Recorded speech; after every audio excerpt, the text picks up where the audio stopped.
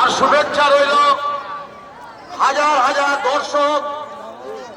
আজকে প্রায় October, November, December ধরে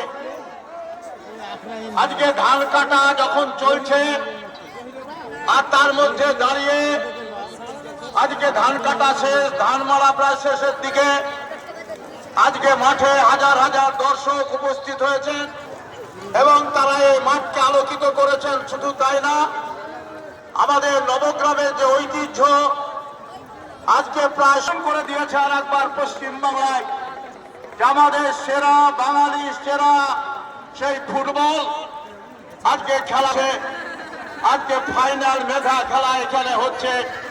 আমি এই মাঠে দাঁড়িয়ে দর্শক বন্ধুদের উদ্দেশ্যে দু তিনটি কথা বলতে চাই।